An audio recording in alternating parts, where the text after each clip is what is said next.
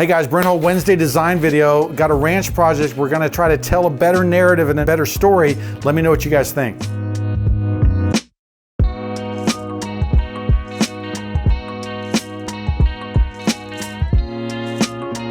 Okay, so we're doing a ranch project here in Texas, and I wanted to play with this house and kind of give it a better story, because what we've got is we've got a mix of elements here. And so we've got kind of a ranch house kind of looking thing, but we've got these thin poles here. And I think somewhere they were called out as a metal pipe column, right? And so very modern way of dealing with that. But the windows are traditional, right? And the roof and everything else and the form. So it's hard to compute kind of how to read that. And that porch, as inviting as it should be, all of a sudden reads as a little bit rickety and maybe, not fully hashed out. So what I did was I gave them a number of different options for how to do this. And so one, you've got the straight stone pier over here, right? That supports the porch. I've got a round column as an option. I've got the column sitting on a pedestal. This would be like a tapered arts and crafts column. This would be timbering with kind of brackets and things like that, and the same thing over here.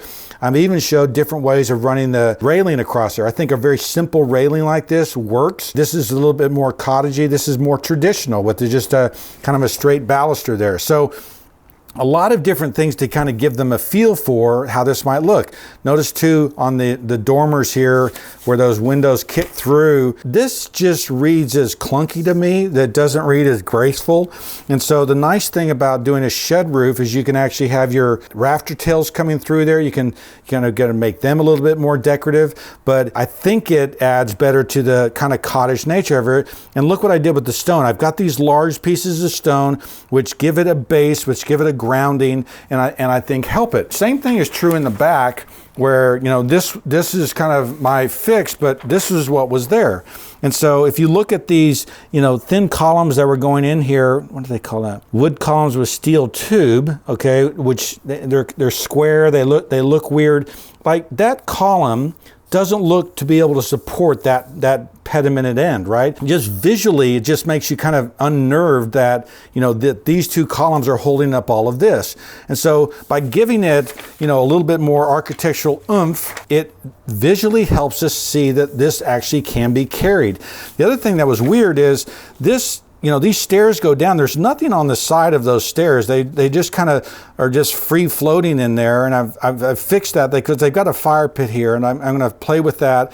But just notice how adding the columns and kind of beefing up this area here really adds. Now this may be your most attractive entrance to the whole house. This is on the back side of the ranch, and so you'd be coming up this way. I've added the larger stones in here because the base for this house really should read like it can carry that whole house. And then when you do a side view of that porch, you get an idea of how that column would fit, how it would carry everything, and then how it would step down into the yard.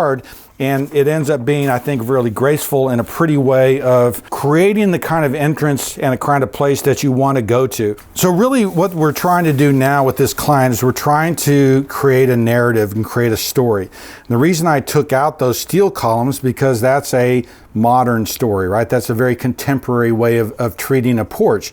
But because of all these traditional elements, I look at this house and I go, what does this house want to be? What is it trying to be? And that kind of country, simple, vernacular ranch house is the way this reads. And so by changing the materials and changing these elements, right, I could argue that this column and this tapered column have an arts and crafts feel. This simple column here with emphasis gives it a very traditional feel. Probably none of us really like that, but it helps us clarify. And then when we bring this timber in here with the brackets, or this one with the larger brackets, then we're starting to go, okay, well now it's really a feeling almost mountainy and almost giving it a more far away feel. And so the way we handle this, these are slats in here that kind of have a scalloped look inside of here, and then these are just straight 1x4 columns. Notice too that I've got these, the way I've scaled this out is so this is at about 28 or 32, so it looks very inviting. I actually like those, just simple bars that run across there. that provide a little bit of visual safety, but that's not going to be the code, but we're out on a ranch, and so we don't really have to follow code that way. But these elements, each one has a different story. Each one has a different way of expressing, what we want this house to be. And so each one of these things is a narrative. And so, this front door is a very contemporary modern door. We'll probably have to mess with that. These are simple windows. That 2/2 is what that's conveying, right? Is a very typical vernacular country house, farmhouse kind of look. And so there's elements on here that are contemporary. There's elements here that are traditional. We want to make it so it's cohesive, because you can have a traditional house with contemporary elements. Like, we could keep a steel door on there, and that's going to kind of tip your hand that we wanted that traditional look, but we also like the modern. So we like the contemporary. So all of these things are okay, just we have to start pulling more details together so it looks well executed, so it looks like it's there on purpose. Okay guys, so changing those columns, on the front porch from the steel to a number of different iterations really communicates differently, right? It makes that porch inviting. And so playing with the contemporary, right? There's nothing wrong with contemporary, but executing it properly really is important. Let me know what you guys think. I'm Brent Hull. Thanks for watching.